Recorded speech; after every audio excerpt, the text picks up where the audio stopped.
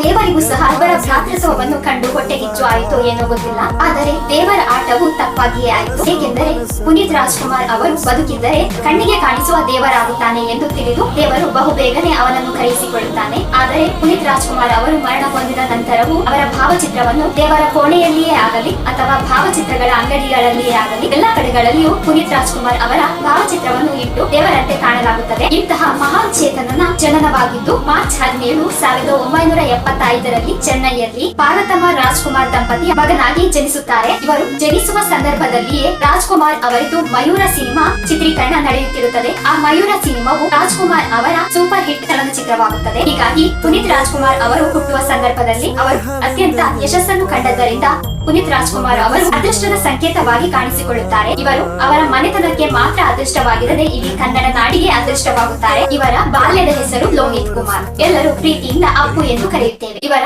ಅಭಿನಯದ ಕುರಿತಾಗಿ ಹೆಚ್ಚಾಗಿ ಹೇಳುವ ಅವಶ್ಯಕತೆಯೇ ಇಲ್ಲ. ಅಭಿಮಾನಿಗಳಾದ ನಿಮಗೆಲ್ಲರಿಗೂ ಅದರ ಬಗ್ಗೆ ತಿಳಿದೇ ಇದೆ. ಇವರು 6 ತಿಂಗಳ ಮಗುವಾಗಿದ್ದಾಗಲೇ ಅಭಿನಯದಲ್ಲಿ ಭಾಗವಹಿಸಿರುತ್ತಾರೆ. 1976ರಲ್ಲಿ ತೆರೆ ಕಂಡಂತಹ ಪ್ರೇಮದ ಕಾಣಿಕೆ ಚಿತ್ರದಲ್ಲಿ ಬಾಲನಟನಾಗಿ 6ನೇ ತಿಂಗಳ ಅವಧಿಯಲ್ಲಿಯೇ ನಟಿಸುತ್ತಾರೆ. ನಂತರ ಸನಾದಿ ಅಪ್ಪಣ್ಣ, ತಾಯಿಗೆ ತಕ್ಕ ಮಗ, ಭಾಗ್ಯವಂತ, ಚಲಿಸುವ ಮೋಡಗಳು, ಭಕ್ತ ಪ್ರಹ್ಲಾದ, ಯಾರಿವನು, ಬೆಟ್ಟದ ಹೂವು, 2 ನಕ್ಷತ್ರಗಳು ಹೀಗೆ ಹಲವಾರು ಸಿನಿಮಾಗಳಲ್ಲಿ ತಂದೆಯ ಜೊತೆಗೆ ಪಾತ್ರವನ್ನು ನಿರ್ವಹಿಸುತ್ತಾರೆ. ಇವರ ಭಾಗ್ಯವಂತ ಸಿನಿಮಾದ ಬಾನದಾರಿಯಲ್ಲಿ ಹಾಡು ಮರೆಯಲಿಕ್ಕೆ ಇಲ್ಲ. ರಾಜ್ಕುಮಾರ್ ಅವರ ಅಭಿನಯ ಎಲ್ಲರಿಗೂ ತಿಳಿದೇ ಇತ್ತು. ಭಕ್ತ ಪ್ರಹ್ಲಾದದಲ್ಲಿ ಪ್ರಹ್ಲಾದನ ಅಭಿನಯ ಮಾಡಿದ ಪುನೀತ್ ರಾಜ್ಕುಮಾರ್ ಅವರು ಅಭಿನಯದಲ್ಲಿ ತಂದೆಯನ್ನೇ ಮೀರಿಸುವ ಪಾತ್ರವನ್ನು ನಿರ್ವಹಿಸಿದರು. 1985ರಲ್ಲಿ ಇವರು 10 ವರ್ಷದಲ್ಲಿ ಇರುವಾಗಲೇ ನಟಿಸಿದಂತಹ ಬೆಟ್ಟದ ಹೂವು ಚಲನಚಿತ್ರಕ್ಕೆ ನ್ಯಾಷನಲ್ ಅವಾರ್ಡ್ ಎಂದರೆ ರಾಷ್ಟ್ರೀಯ ಪ್ರಶಸ್ತಿಯನ್ನು ಪಡೆದುಕೊಳ್ಳುತ್ತಾರೆ. ಇವರು 2002ರಲ್ಲಿ ಮುಖ್ಯ ನಾಯಕ ನಟನಾಗಿ ಅಪ್ಪು ಸಿನಿಮಾದ ಮೂಲಕ ಕನ್ನಡ ಚಿತ್ರರಂಗದಲ್ಲಿ ನಾಯಕ ನಟನಾಗಿ